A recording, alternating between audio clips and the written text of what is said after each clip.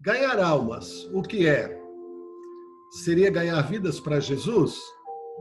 Afinal de contas, qual é o nosso trabalho principal para Jesus enquanto esperamos a sua vinda? A expressão ganhar almas não reflete o que Jesus nos disse para fazer antes que ele, fisicamente, entre aspas, deixou essa terra. Ele ordenou aos discípulos que fizessem o que ele fizera, o que seria fazer discípulos de todas as nações. Sua declaração não deve ser confundida com a ideia de discipular apenas indivíduos, mas sim discipular as nações, todas as nações. A expressão ganhar almas aparece apenas uma vez na Bíblia, em Provérbios, capítulo 11, versículo 30. O fruto do justo é uma árvore da vida, e aquele que ganha almas é sábio. Vale a pena mencionar que esta passagem não tem nada a ver com o evangelismo ou a ideia de fazer discípulos. No hebraico, lakar, traduzido como vencedor, significa tomar, aproveitar, aceitar, trazer, comprar, levar, buscar, usar. A palavra alma, nefesh, em hebraico significa uma alma, ser vivo, vida, ego, pessoa, desejo, paixão, apetite, emoção, essência. Em outra versão, este versículo poderia ser lido da seguinte forma: aquele que busca, captura, apreende sua própria alma, seu desejo, sua paixão, seu apetite e sua emoção é sábio. Ganhar almas é uma visão míope dos ensinamentos de Jesus. Pergunte-me, diz o Senhor no Salmos, capítulo 2, versículo 8. Peça-me, pergunte-me, e eu lhe darei as nações por sua herança e os fins da terra por tua possessão. Ide, pois, e fazei discípulos de todas as nações, batizando-os em nome do Pai, e do Filho, e do Espírito Santo. Quando o Filho do Homem vier em sua glória, e todos os santos anjos com ele, então ele se assentará no trono da sua glória. Todas as nações serão reunidas diante dele, e ele os separará um do outro, como um pastor divide suas ovelhas dos cabritos. E ele colocará as ovelhas na mão direita, mas as cabras ou os bodes à esquerda. Então o rei dirá aos que estão à sua direita: venham abençoados de meu Pai, herde o reino preparado para vocês desde a fundação do mundo. Mateus capítulo 25, a partir do versículo 31.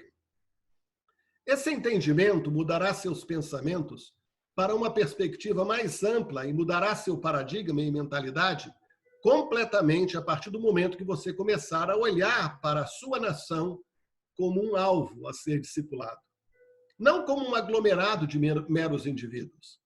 Nós sempre pensamos em termos individuais. Sim, Jesus nos chama individualmente e respondemos individualmente a ele. No entanto, ao segui-lo, descobrimos que não estamos sozinhos. Somos uma família de discípulos. A mesma verdade se aplica quando as pessoas dizem: eu tenho a mente de Cristo. Não, você individualmente não tem. Nós temos a mente de Cristo. Nós, não eu. Dito assim, considere o seguinte. Primeiro, o propósito eterno de Deus é fazer-nos espelhar a imagem de seu Filho para que ele possa ter uma família de filhos como ele. O propósito principal de Deus para nossas vidas não está relacionado com o trabalho que fazemos para ele, não é a quantidade de serviços de adoração ou worship services, ou reuniões ou cultos que atendemos. Tais coisas nem sequer são mencionadas nas Escrituras. E não é o que queremos, mas o trabalho que ele está realizando em nós. Este é o propósito eterno de Deus. Porque quem conheceu antes, ele também predestinou a ser conformado com a imagem de seu Filho, para que ele seja o primogênito entre muitos irmãos. Romanos capítulo 8, versículo 29. Segundo, a igreja, entre aspas, de acordo com Jesus e suas escrituras, igreja maiúsculo, em letra maiúscula, é construída sobre relacionamentos, comunhão, coinonia, comer pão juntos. E todos os encontros, mesmo supostamente seculares, envolvendo seus discípulos em qualquer lugar e em todos os lugares. É a igreja. Jesus nunca realizou uma, entre aspas, reunião da igreja. Jesus nunca realizou um culto com seus discípulos.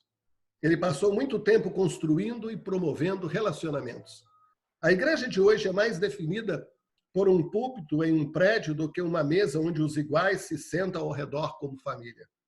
Hoje a igreja tem mais reuniões e cultos em lugar de relacionamentos, mais desempenho em vez de companheirismo, mais formalidades que substituem conexões. Ela age como se plataformas, palancas e púlpitos fossem mais importantes do que comer juntos com os irmãos em Cristo. A igreja de hoje tem mais superiores e comandantes em um lugar, ao invés de um lugar de irmãos entre irmãos, como Jesus era e ainda é. De fato, a igreja não é um lugar. Ele próprio era um amigo que usava a mesma roupa como todos os outros ao seu redor. Ele era tão parecido com eles que Judas teve de beijá-lo para que os soldados soubessem quem ele era. A igreja hoje tem muitos membros e poucos discípulos, porque a ênfase foca em lotar as igrejas com membros e não fazer discípulos, que por sua vez farão discípulos das nações. Você e eu, e especialmente os pastores cristãos, devemos entender que não temos ovelhas e não temos discípulos próprios. Se as ovelhas e os discípulos são nossos, eles não pertencem a Jesus. Jesus é o pastor, portanto, só podemos pastorear o rebanho dele e ele somente continuará sendo o mestre. E dessa forma, fazemos discípulos por e para ele. Terceiro, devemos cumprir a grande comissão, apenas ao viver o grande mandamento. Jesus lhes disse: amarás ao Senhor, teu Deus, de todo o teu coração, de toda a tua alma e com toda a tua mente. Este é o primeiro e grande mandamento. E o segundo é: você amará o seu próximo como a si mesmo. Com esses dois mandamentos, pendure toda a lei e os profetas. O próprio Jesus explica o seu raciocínio. Um novo mandamento lhes dou: amem-se uns aos outros. Como eu os amei, vocês devem amar-se uns aos outros. Com isto todos saberão que vocês são meus discípulos, se vocês se amarem uns aos outros. E, finalmente, eu proponho que leiamos a nossa grande comissão, a grande comissão dada por Jesus aos seus discípulos, do seguinte modo: e realizemos todos os dias e em todos os lugares, para que ela não seja lembrada, ao invés da grande comissão, como a nossa grande omissão. Então Jesus lhes disse: assim está escrito, e assim era necessário que o Cristo sofresse e ressuscitasse dos mortos no terceiro dia, e que o arrependimento e a remissão dos pecados sejam pregados em seu nome a todas as nações, começando em Jerusalém. E você é testemunha destas coisas. Toda autoridade me foi dada no céu e na terra.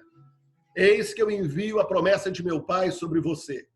Mas demore-se na cidade de Jerusalém até que você esteja ou seja revestido com o poder do alto.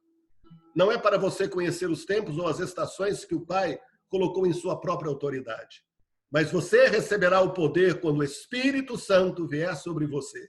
E você será minha testemunha em Jerusalém, em toda a Judéia e Samaria e até o fim da terra. Vá por todo o mundo e prega o evangelho a toda criatura, batizando-os em nome do Pai, do Filho e do Espírito Santo. Enquanto vai, faça discípulos de todas as nações. Aquele que crê e é batizado será salvo, mas aquele que não crê será condenado. E esses sinais seguirão aqueles que crerem. Em meu nome expulsarão demônios. Eles falarão em novas línguas, eles irão pegar serpentes. E se eles bebem algo mortal, não os machucará. Eles vão colocar as mãos sobre os enfermos e eles vão ser curados. Ensine-os a observar todas as coisas que eu lhes ordenei. E eis que eu estou contigo sempre, até o fim dos tempos. Amém. Nunca podemos esquecer. O primeiro passo na obediência a Jesus começa com cada um de nós individualmente. independentemente de como os outros responderão. Jesus disse a ele, para mim, se eu quiser que ele permaneça até eu chegar, o que isso é para você? Quanto a você, siga-me. Que Deus te abençoe. Meu nome é Josimar Salum. Desejei compartilhar essa mensagem desta forma para que você possa não só receber a mensagem, mas sentir, discernir no seu espírito o espírito através da qual eu compartilho contigo. Deus te abençoe.